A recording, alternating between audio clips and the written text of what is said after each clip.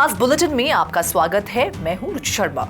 Virtual digital asset पिछले 24 घंटों में एक सीमित दायरे में चले गए हैं क्योंकि निवेशक ब्याज दर अनिश्चितता के बारे में अनिश्चित बने हुए हैं, जबकि हार्विंग इवेंट के बाद मूल्य कार्रवाई की उम्मीद ने बिटकॉइन की कीमत को नीचे रखने में मदद की है।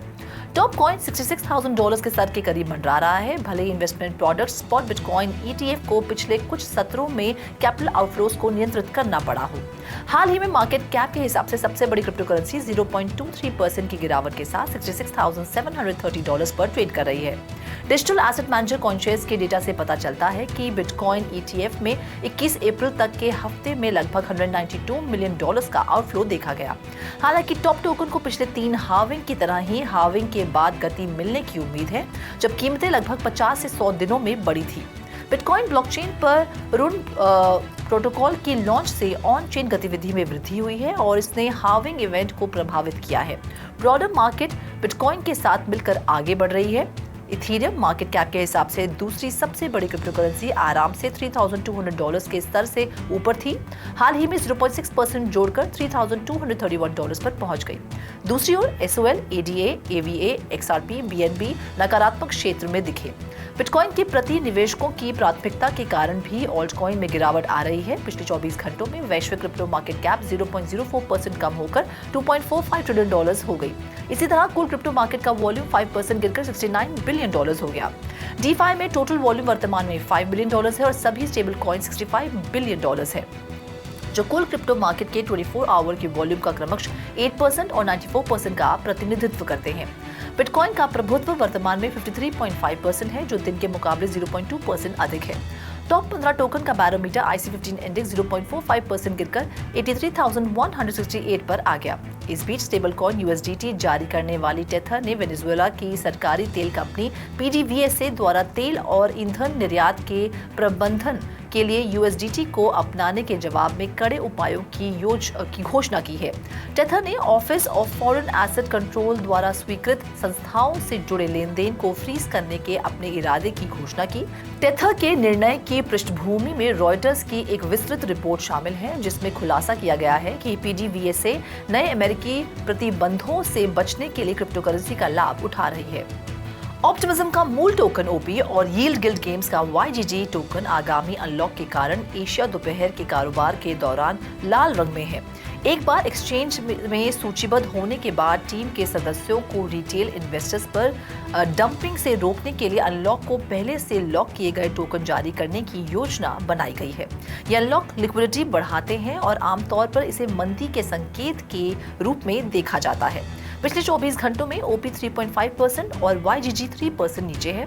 ऑप्टिमिज्म आने वाले दिनों में अपने OP टोकन के 2.3% को अनलॉक करने के लिए निर्धारित है, जिसकी कीमत $24.16 मिलियन है, जबकि YGG का अगला अनलॉक इसकी सर्कुलेटिंग सप्लाई का 5.3% अतिरिक्त बढ़ा देगा, जिसकी कीमत $16.7 मिलियन है।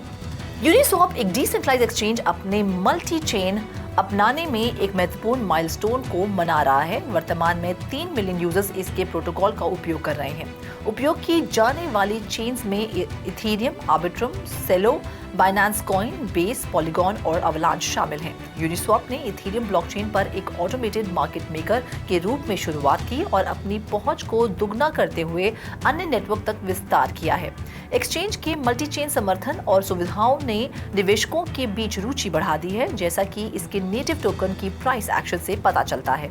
वर्तमान में UNI $8.06 पर ट्रेड कर रहा है, जो पिछले 24 घंटों में 2.3% और पिछले 7 दिनों की अवधि में 11% से अधिक है। टोकन में गिरावट के कई दिन देखे गए हैं और इसके तेजी से अपनाने के रिकॉर्ड से लंबी अवधि में इसका वैल्यूएशन बदल सकता है। अपने प्रभावशाली मैट्रिक्स और प्रभुत्व के बावजूद यूनिस्वैप को नियामक बाधाओं का सामना करना पड़ता है, जिसमें United states securities and exchange के साथ मुकदमा भी शामिल है।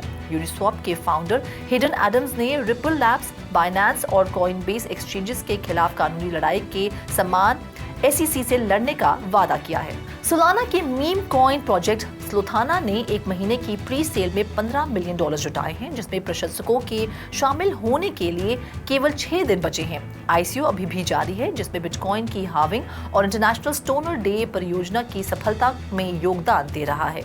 विश्लेषकों को 2024 में कुछ रैलियों की उम्मीद है, क्योंकि बिटकॉइन की बाधित आपूर्ति लगातार मांग को बनाए रखने की कोशिश कर रही है। पिछले 3 बिटकॉइन हार्विंग ने ऐतिहासिक रूप से मार्केट में तेजी का कारण बना है, जिससे पता चलता है कि 2024 क्रिप्टो फैंस के लिए एक लाभदायक वर्ष हो सकता है। पिछले शनिवार को एक बिटकॉइन सॉफ्टवेयर अपडेट ने माइनिंग रिवॉर्ड्स को 6.25 BTC प्रति ब्लॉक से घटाकर 3.125 कर दिया, जिससे बिटकॉइन के लिए एक पॉपुलर ईयर में सप्लाई को झटका लगा। US securities and exchange commission ने जनवरी में 11 बिटकॉइन ETFs के लॉन्च को मंजूरी दे दी, जिससे निवेशकों को एक रेगुलेटेड व्हीकल के माध्यम से बिटकॉइन खरीदने और रखने में मदद मिली। स्लोथाना और सोलाना के इकोसिस्टम का विस्तार हुआ है, जिसमें स्लर्व, डॉगविफैट और बोंग जैसे नए टोकन्स इथेरियम आधारित प्रतिद्वंद्वियों फ्लोकी, पेपे और शिबा इनु को पीछे छोड़ रहे हैं।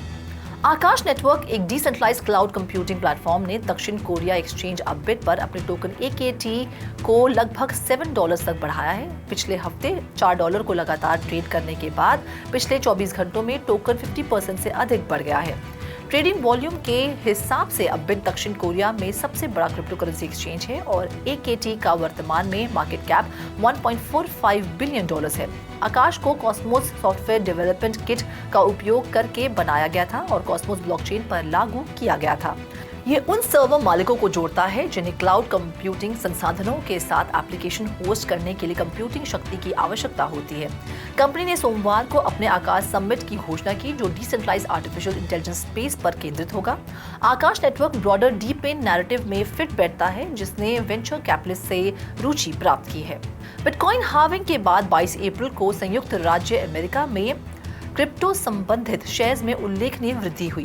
Marathon digital, clean spark, right platform, cipher mining और हट 8 सहित देश के 5 सबसे बड़े सार्वजनिक रूप से कारोबार करने वाले बिटकॉइन माइनर्स ने कारोबारी दिन में पर्याप्त लाभ दिखा।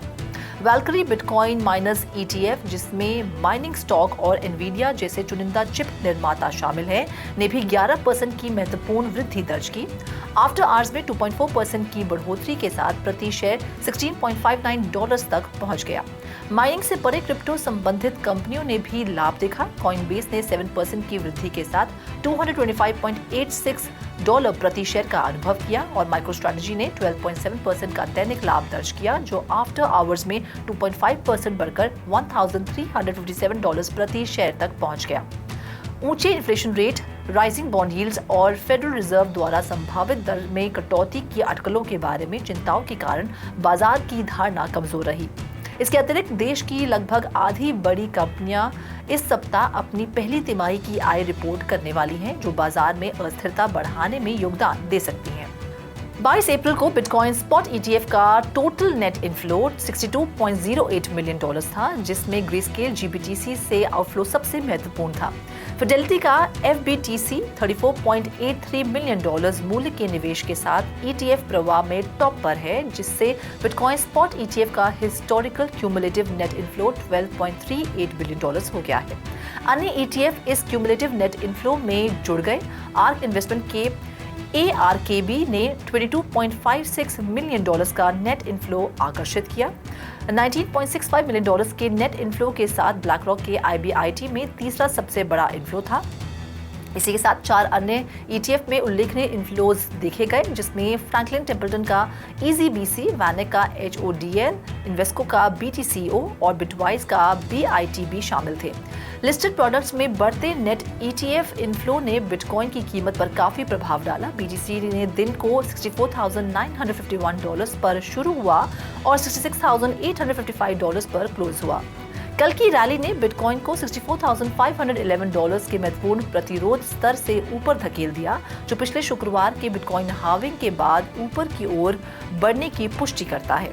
ब्लॉकचेन इंटेलिजेंस फर्म अरखम ने मेजर ब्रिज कॉन्ट्रैक्ट्स के भीतर अनक्लेम्ड क्रिप्टो करेंसी में लाखों डॉलर डिस्कवर किए हैं, जिससे इथेरियम के सह संस्थापक विटालिक बुटेरिन जैसे एड्रेसेस प्रभावित हुए हैं। आर्बिट्रम और ऑप्टिमिज्म ब्रिजेस में स्थित ट्रैप्ड फंड्स को 6 से 27 महीनों के लिए अनक्लेम्ड छोड़ दिया गया है।